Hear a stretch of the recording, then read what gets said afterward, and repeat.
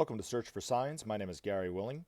If this information interests you, please press the like and subscribe button and press the bell for notifications. Congratulations! You did it. You made it. All the way to June 1st. And if you're like most people, I'm sure there were some moments this year that you didn't know if that was even going to be possible. But I hope you're having a great day and hope you're doing well. Now, if you have a question about Maitreya and the Masters of Wisdom, pretty much anything about Maitreya and the Masters of Wisdom except my opinion about what somebody else is saying, please feel free to post that question as a comment, and I'll do my best to answer it in the next video. Or you can email me directly at searchforsigns@mail.com. All right, so we got a few questions to cover in this video. And then I want to read one of Benjamin Creme's Masters articles, which actually kind of goes, it kind of answers one of the questions, actually. So the first question, is the end of the whale era, I guess that's spelled correct, I don't know what word he was trying to use, with the end of the Mayan calendar, Central American calendar, on December 21st, 2012? Well, it's been 7.5 years since then, and nothing's really changed, so I would say probably not. People used to ask Benjamin Creme all the time about December 21st, 2012, before it happened, obviously, and he always said it was going to be much ado about nothing, and it ended up being much ado about nothing. So the Mayan calendar was for the Mayans. It wasn't a future prediction of the world ending or anything like that. Anything to do with this time, it was, from what I remember what Benjamin Creme said, it was just they ran out of tablets, and that was the end of it. So it's like running out of paper on a calendar, I guess. I don't know. It doesn't, just because your calendar ends on December 31st, of that year, doesn't mean that there's not going to be another year. It just means that that's when the calendar ended, So I would not really look to the Mayan calendar for much of anything to, anything with the future, is really my suggestion. But it's, and Benjamin Creme's master even talked about in one of the articles that I read a few weeks back, is he was talking about how people, being fearful of the future, all the uncertainty of what's going on in the, the present moment, look for things to help them make heads or tails of it, and the Mayan calendar is definitely one of them, but no, it doesn't have to do with anything. All right, next question, and this person's question, his name is Simon, I think it's Magus or Magus. The article that I'm going to read that I found actually kind of goes along and answers this question much better than I can, but I'm going to try to answer a little bit initially, Simon. Will there be certain signs that we can look out for that will foretell that Maitreya is about to reveal himself and his colleagues to the world?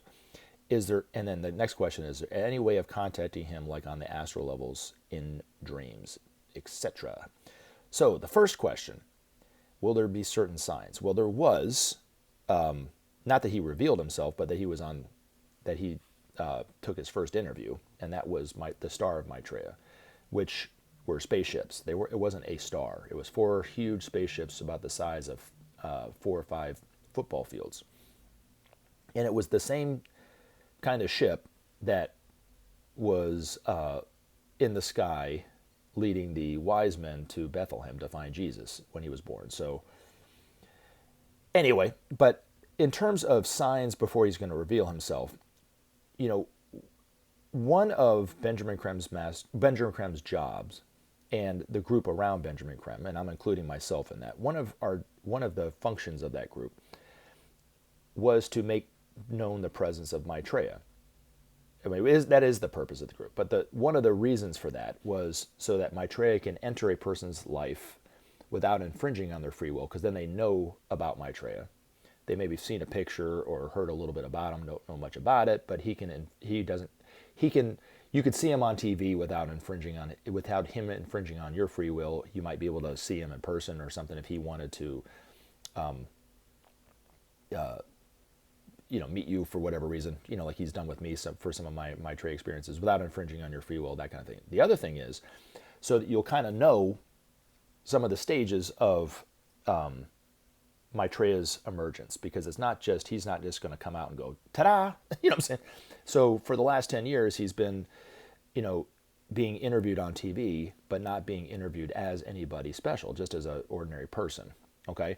Now, as time goes on, and I do think that the protests that are going on now, the coronavirus and the massive unemployment and the crisis that the world is in today, and allow the uncertainty, people naturally are starting to cry out to whatever God they worship, right?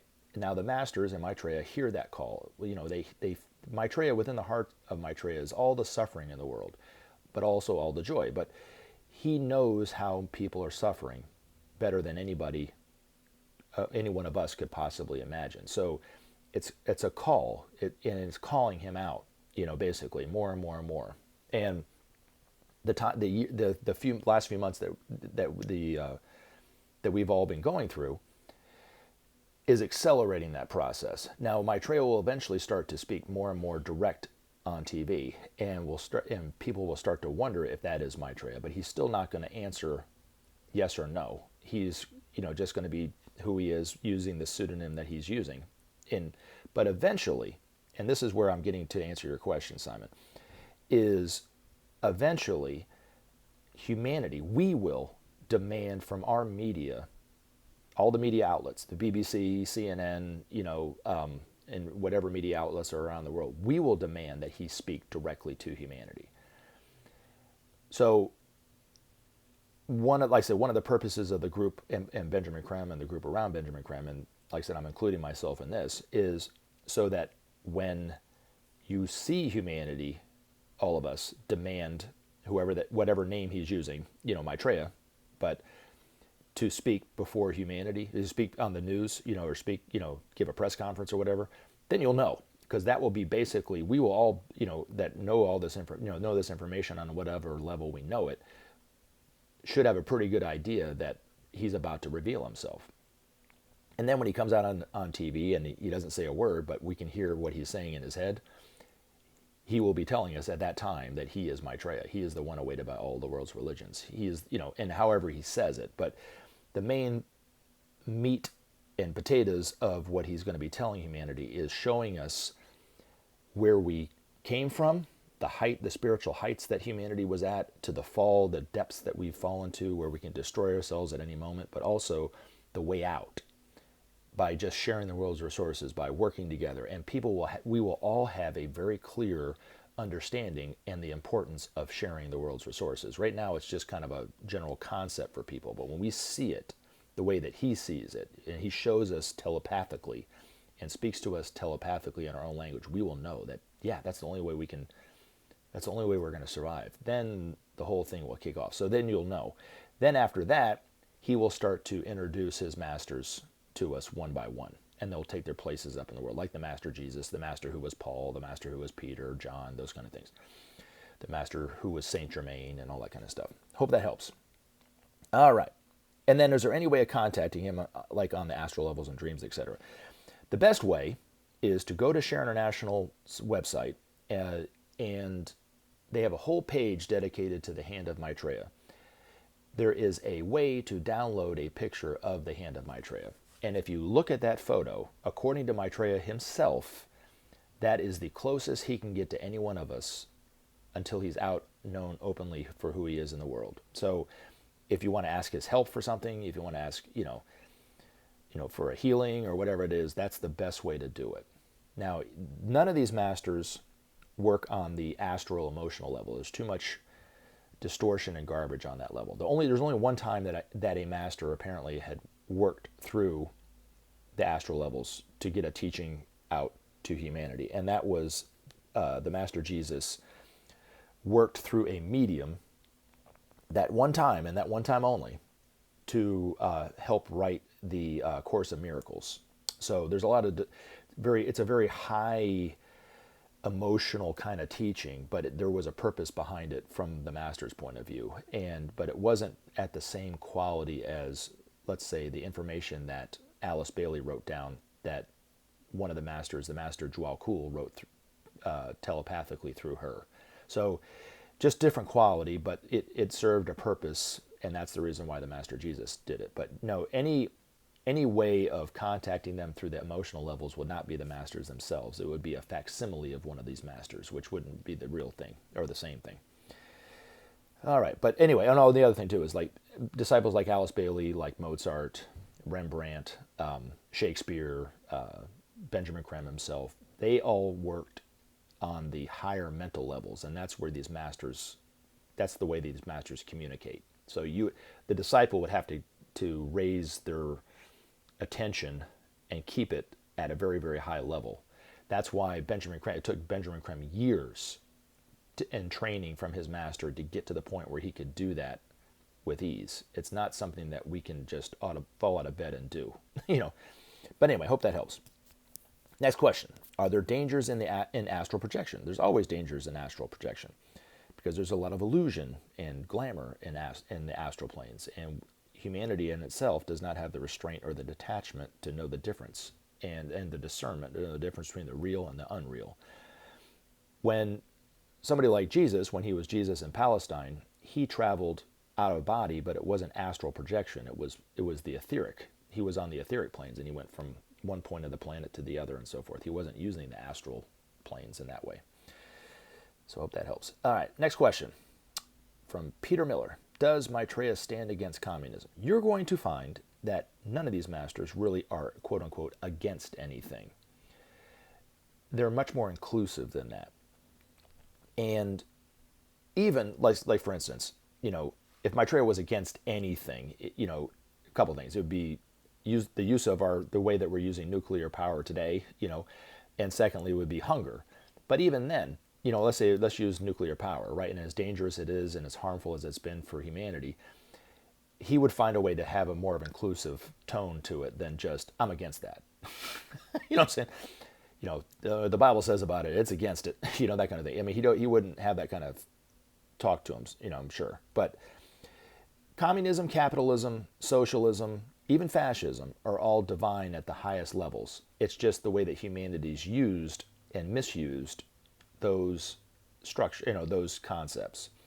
So, for instance, communism in what we know of it today in Russia and China is really more state-sponsored capitalism. It's not true communism, for one. Two, Maitreya has said that the best system for humanity to use is about 20% capitalism, 80% socialism. So therefore, you got all the upstart of capitalism. What makes it so alluring to people in the United States, for instance, because the United States is, I think, from what the master says, about 95 to 98% capitalism, 2% socialism, 5% socialism. So what makes it so alluring to people is obviously the idea for profit, but it also allows for creativity, for upstart, and all that kind of stuff, which is, a lot of people, want to use their creativity in that way, right? Now, but it's not meeting the needs of the people because it's almost pure capitalism. So there's got to be a way to allow people's creativity to flourish in the business and in economics, but yet at the same time allow for people to live, really. So that's what he would say. He said it's like two wheels on the same cart. Now, eventually, over time, and it's going to be many, many, many, many years to come, people won't be so concerned about making money.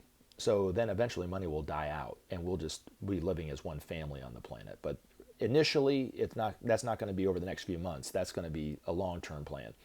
Initially, the masters and Maitreya are going to advocate that it be about 20% capitalism, 80% socialism. And then all the needs of the people are met, but yet you still have kind of an upstart and some business and those kind of things. And then it would also mean that certain industries would die out. And in some of the industries that would probably more than likely die out are like in China, for instance. There are whole towns that all they do is make toilet seats. You don't need to make that much. And then there's towns that their centers around a factory that all they do is make glasses or plates or whatever, and they just have to keep making plate after plate after plate, and they have to keep marketing it and selling it and all that kind of stuff. So a lot of the things that people don't need, and I think that over the past 3 months, because of the coronavirus situation, that it could help reorient people's view of what they need and what they really don't need, right? Eventually those kind of industries will die out and it will just be more of what people need than what we don't need, hope that helps. But anyway. All right. Now this question comes from David O. Since most religions have such a preoccupation on this one thing. I'm wondering what Maitreya's view is on sex and sexuality, marriage, sex outside of marriage, sexual purity, sexual orientation, transgenderism, homosexuality, etc. I am just curious. All right, well, if it's a topic that you want to read in terms of some of the like sexual experimentation and some of those other things, there's a book that I would recommend you finding from Alice Bailey. It's called The Problems of Sex, but it's a very complex topic the way she kind of brings the whole history aspect of it from way back in Lemurian times to today, and wow, some of it's still causing issues of today. The morality around sex that religion always kind of harps on, a lot of it's hypocritical from what I see. You know, I mean, and you would probably, I can't imagine somebody not agreeing with that, but a lot of it, the preoccupation with and the morbid obsession with sex in the Puritans and all that kind of stuff, in this, especially in the United States, they don't have in other countries. So I don't think the masters in and of themselves really care if somebody has sex outside of marriage, whether they're homosexual or not, or transgendered or not, or whatever. Now they would look at some things around sex, and if you go back and listen to a few videos ago where I read one of Benjamin Creme's master's article about the family, right? Now there are problems in several of those things that you listed, right? But these masters in Maitreya are not judges. They're not moral judges. In fact, Maitreya, when I saw him on the street, and I was thinking about how to answer this question, David, and one of the things that came to me was, Maitreya said to me one time, he goes, I never judge anyone on whether they're good or bad. I only notice the good things that they do. So if somebody was cheating on their wife or vice versa or whatever like that, they're not going to look at that person and go, you know, you're kind of a bad person. They're only going to notice the good things that person's doing. You know, what they do with marriage and outside of marriage or whatever like that. Those are all human concepts. Now, the problem, you know, the homosexuality, right? From the master's point of view, the history of it goes way back to Lemurian times. And the way Benjamin Creme put it was, if everyone became homosexual, the human race would die out, obviously, right? But there are, out of the group of people that consider themselves homosexual, there's a very small minority are true homosexual. Most of them are just, as he put it, are imitating and that kind of thing. And so, but they don't look at it as morally bad. You know, most of those masters, and even Maitreya himself, every aspect of human life they've lived. So they've been homosexual in a life. They've been, you know, I guess even transgendered in a life, or tried to be another sex and those kind of things. You know, have cheated on their wives, had their husbands cheat on them, or wives cheat on them, or whatever, and experienced what they would consider the betrayal of trust in a marriage and so forth. They've done all that, and worked through it and became masters. But the morality that religion puts on all that stuff, everything that you listed, is really not that important. You know, it's about us being and living as souls, really. And then the other thing, in terms of like homosexuality, the masters and Maitreya would say it's not the cardinal sin where you're going to go to hell directly if you do that, as some of these religions like to put out there. And then a lot of times they do it themselves, like in the Catholic Church, you know what I'm saying, where there's a lot of homosexuality amongst priests. So it's all just a bunch of, you know, hogwash and garbage, really. But as people start to open up, and all the social mores and, you know, all the dogma of the religion, people will be much freer around sex, and the guilt that they have around sex will start to go away. And then in a lot of times, I think it will just, what we would consider to be, you know, not the correct way of living, let's say, for instance, and I'm not judging anybody, you know, those kind of things will eventually kind of naturally just fall away on its own. Like, for instance, you know, being in a marriage, but yet always wanting to have the next girl, the next girl, the next girl, the next girl, the next girl, the next girl, you know, those kind of things, or lack of intimacy, you know, all that kind of stuff will all kind of just, you know, people will have much more of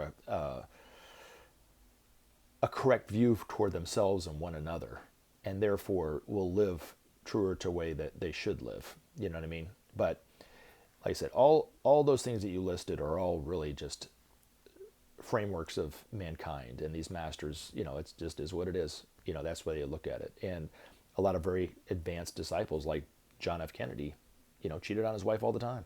And now it's coming out that even Jackie Kennedy cheated on him. You know what I'm saying? But they don't look at it the same way that we do, where they're judging somebody as being bad because they are, any one of those things that they listed. Not at all. So hopefully that helps, David. Alrighty. And then now, the article that I want to read kind of addresses what Simon's question was, so hopefully this helps. He Awaits Your Recognition is the title of this article, and it was written in December of 1994. Speaking figuratively, it can be said that the world now holds its breath. Knowingly or not, many millions now wait for the appearance of the Christ under whatever name or mode. The world is gripped in a tense expectation of deliverance or further chaos. Many realize that the ways of the past can no longer hold sway nor determine the lives of men. Too many suffer under the old dispensation and look to the future to right the present wrongs. Behind the scenes, awaiting his cue, stands Maitreya, ready to add his unusual insight to the deliberations of men. Soon, the world will know beyond all doubt that the avatar for the age now dawning already lives among us. Eager to help and guide humanity on its further journey to perfection, soon the world will awaken to the mystery in its midst and take sides for and against this unique manifestation of God's plan. When men see Maitreya, they will know that the time has come to choose, to go forward with him into a future dazzling in its promise, or to cease to be. When men weigh the consequences of their actions, of their choice, they will surely opt for the preservation of their kind, for the institution of the law of love, for the betterment of all men, now and in the future. They will see with clarity, enhanced by Maitreya's unique status, that the ways of the past must be relinquished, that they have no further value, and that they but hold men back in the demonstration of their divine potential. Very soon now, a most unusual event will allow the world to know that the masters do indeed exist, that their love and care for humanity is constant and unending, that the teachers issue from the same spiritual source, that between them and mankind no separation exists. From that time forward, men will address themselves to the issues close to Maitreya's heart, the sharing of resources, justice, and freedom for all. In this way, a transformation of life on planet Earth will proceed with the full participation and approval of the majority of men. Not that is done will infringe the free will of men. Each step of the way will be endorsed by man himself. Thus, and only thus, can men and the masters, their elder brothers, work together for the benefit of all. Maitreya is ready to appear before the world. The proof of his existence that men seek will be given in large measure. He awaits your recognition. Remember to take action and help SOP save our planet. Thanks for listening, and we look forward to talking to you again in future videos.